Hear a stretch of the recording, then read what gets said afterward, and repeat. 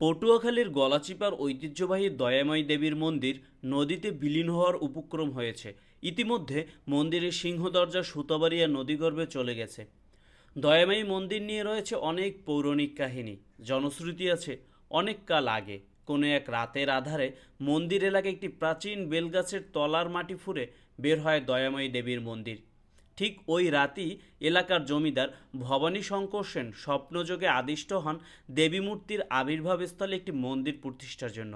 আবার কারো কারো মতে স্বপ্নে আদিষ্ট হয়ে জমিদার ভবানী শঙ্কর সেন গ্রামের পার্শ্ববর্তী নদীতে সূর্য স্নান করতে গিয়ে পাথরের তৈরি দয়াময়ী দেবীর মূর্তিটি ভাসমান অবস্থায় দেখতে পান। ভাসমান ওই মূর্তিটি উদ্ধার করে এনে দয়াময়ী দেবীর নামে তিনি প্রতিষ্ঠা করেন দয়াময়ী মন্দির। জানা গেছে বাংলা 1208 সনে গলাচিপা সুতোবাড়িয়া গ্রামের প্রায় 3 একর জমির উপর প্রতিষ্ঠিত হয় ঐতিহাসিক এই মন্দিরটি।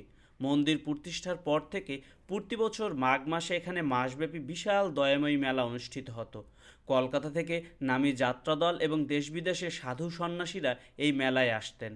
বর্তমানে মেলাটি ছোট হয়, কেবল মাঘী সপ্তমীর দিনে একদিনের জন্য অনুষ্ঠিত হয়। অত্যন্ত দুঃখজনক বিষয় হলো মন্দিরটি বর্তমানে সুতোবাড়িয়া নদীর তীব্র ভাঙনের মুখে রয়েছে। সংস্কার ও রক্ষণাবেক্ষণের অভাবে মন্দিরের অনেক অংশ ইতিমধ্যে ধ্বংসের মুখে পড়েছে এবং কিছু অংশ নদীতে বিলীন হয়ে গেছে।